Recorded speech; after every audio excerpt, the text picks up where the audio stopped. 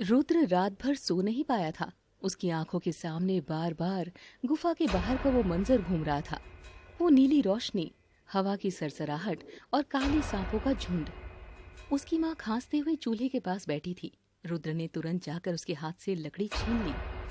माँ, तू फिर चूल्हे के पास बैठ गई। डॉक्टर ने मना किया था ना कि धुआं तेरे फेफड़ों के लिए जहर है। तुझे देखकर तो मेरी आधी बीमारी वैसे ही भाग जाती है बेटा। पर आज तेरी आंखें इतनी लाल क्यों हैं? रात भर सोया नहीं क्या? किसी चिंता में है? रुद्र अपनी माँ से नजरें चुराने लगा। नहीं माँ, चिंता किस बात की? बस मंदिर में कुछ बातें सोच रहा था। तेरी माँ हूँ रुद्र, तेरी चुप्पी भी पढ़ सकती हूँ। तू कुछ छिपा रहा है। क्या गांव वालों की बातें तेरे दिल में घर कर गई हैं? रुद्र अपनी माँ की गोद में सर रख लेता है और उमा को याद करते हुए बड़े प्यार से कहता है।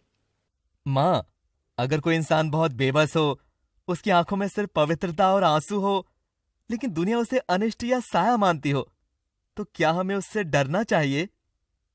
शिवाजी मुस्कुराकर रुद्र के बाल सहलाती रहती है। सच्ची भक्ति कभी किसी का बुरा नहीं करती रुद्र। अगर इंसान के मन में महादेव की श्रद्धा है तो उसका साया भी पावन होता है। तू बस अपने धर्म का पालन कर, बाकी सब बाबा पर छोड़ दे। जी माँ, अब मैं वही करूंगा जो मुझे सही लगेगा। दोपहर के समय रुद्र नदी के किनारे कपड़े धो रहा था। तभी गांव के मुखिया के 2 आदमी वहां पहुंचे। अरे ओ रुद्र, सुना है तू आजकल भोर में मंदिर के आसपास बहुत भटकता है। मैं मंदिर का सेवक हूँ, तो मंदिर के आसपास ही रहूंगा ना। इसमें इतनी हैरानी क्यों? नौटंकी मत कर। मुखिया जी ने कहा है कि उस बेलपत्र वाली लड़की से दूर रह। गांव वाले कह रहे हैं कि तूने उसे रास्ते में रोका था और उससे बातें की थी। रुद्र अपनी जगह से खड़ा होता है। मैंने कोई गुनाह नहीं किया। एक भक्त की थाली से बेलपत्र गिरे थे, मैंने उठाकर दे दिए। इसमें तुम लोगों को क्या दिक्कत है? दिक्कत यह है कि वो लड़की गांव के लिए पनौती है। जिस दिन से वो आई है, गांव की हवा में अजीब सी गंध फैल गई है। अगर तूने उसका साथ देने की कोशिश की तो गांव से बाहर फेंक दिए जाओगे, माँ और तू दोनों। गांव से बाहर फेंकने की ताकत तुम में नहीं है।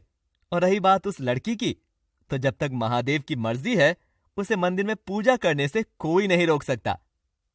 दूसरी तरफ अघोरेश अपनी धूनी के सामने खड़ा एक पुतले पर काला सिंदूर छिड़क रहा था। उसका चेला पास में खड़ा था। बाबा, गांव वाले उस लड़की के खिलाफ भड़क रहे हैं। क्या यह हमारे लिए सही मौका नहीं है? गांव वालों की बुद्धि चींटी जैसी होती है। वो सिर्फ डरना जानते हैं। पर रुद्र, वो लड़का इस खेल में दरार डाल रहा है। तो क्या करें बाबा? रुद्र को रास्ते से हटा दें? नहीं, उसे तड़पाएंगे। रुद्र का प्यार उस लड़की के लिए एक ढाल बन रहा है। मुझे उस ढाल को तोड़ना होगा। आज रात जब वो लड़की अपनी गुफा से बाहर निकलेगी तो मेरी प्रेत विद्या उसकी राह रोकेगी। देखते हैं उसका महादेव उसे बचाने आता है या नहीं। आधी रात को रुद्र अपने हाथ में मशाल लिए अकेले घने जंगल में जा रहा था। चारों तरफ भयानक जंगली जानवरों की आवाजें आ रही थी। मुझे उमा से मिलना ही होगा।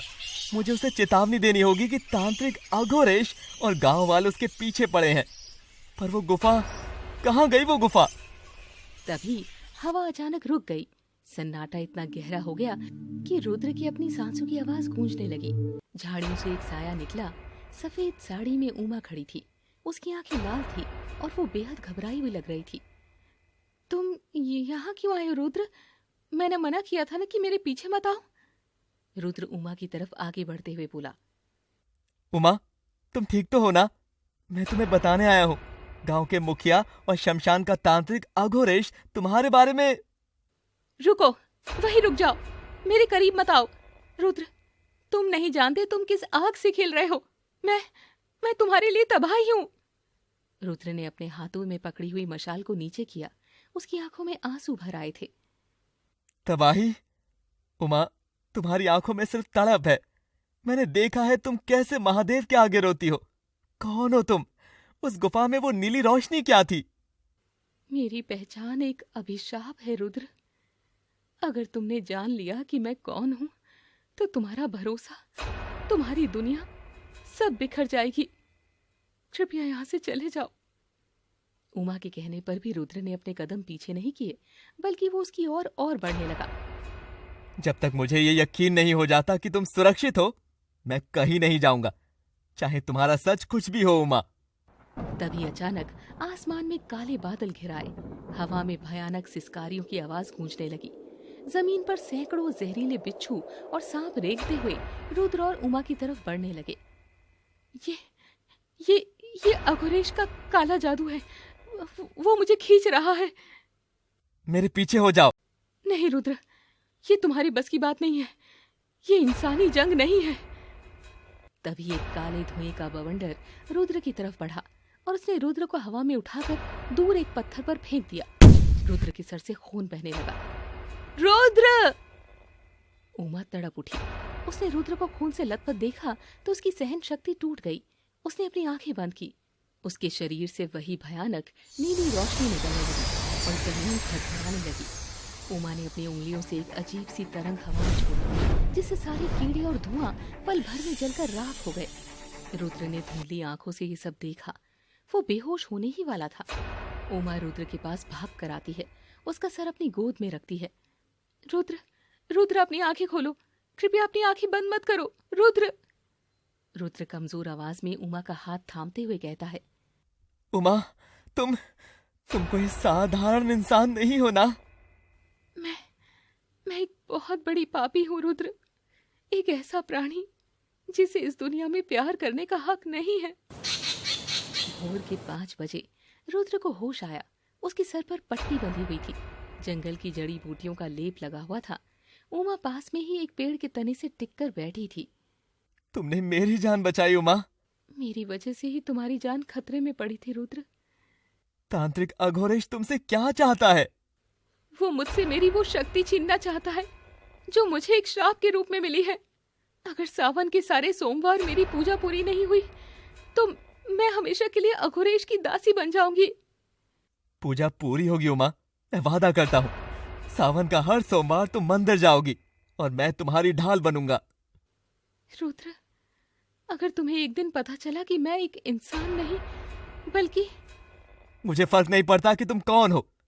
मेरे लिए तुम वो भक्त हो जो महादेव को सच्चे दिल से पूजती है, और मेरे महादेव का भक्त कभी अकेला नहीं हो सकता।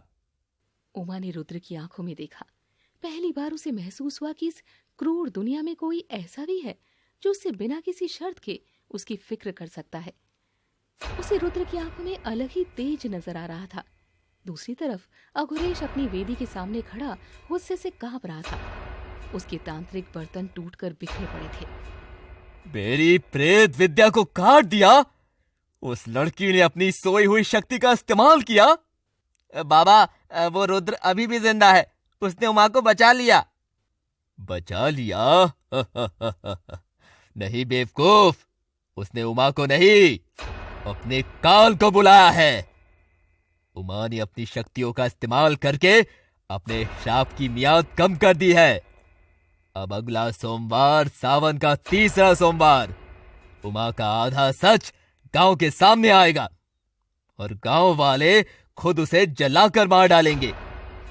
अघोरेश का भयानक अट्टहास फिर से गूंज उठा और दूर मंदिर में भोर की पहली घंटी बज उठी। 3रा सोमवार भोर के समय आसमान में हल्का सा कोहरा छाया हुआ था। ठंडी भोर की हवा में बेला और रात रानी की महक घुली हुई थी। रुद्र मंदिर के प्रांगण में दिए जलाकर उमा का इंतजार कर रहा था। उसकी आंखें लगातार मंदिर के मुख्य द्वार पर टिकी थीं। तभी वही सुरीली पाजेब की छन छन गूंजी। उमा सफेद रेशमी साड़ी पहने, हाथ में पीतल की पूजा की थाली लिए सीढ़ियां चढ़ रही थी।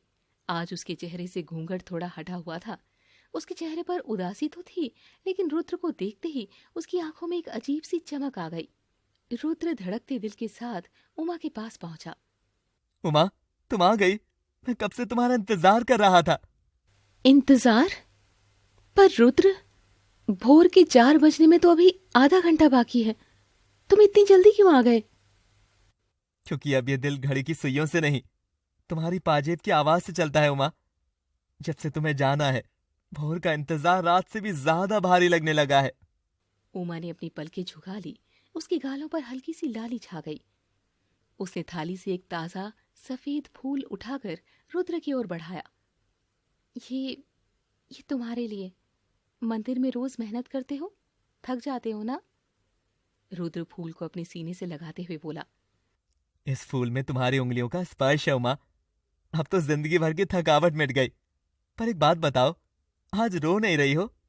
जब कोई अपनी जान जोखिम में डालकर मुझे बचाने खड़ा हो तो रोना भूल जाती हूँ रुद्र। महादेव ने मुझे पूरी दुनिया से दूर किया, पर तुम्हारे रूप में एक सहारा दे दिया। दोनों एक दूसरे को बिना कुछ बोले देखते रहे। सन्नाटे में सिर्फ उनकी धड़कनों की आवाज थी। हो चुकी है उमा और रुद्र के बीच में प्रेम की शुरुआत। देखना यह है कि इसका अंत कैसे होता है।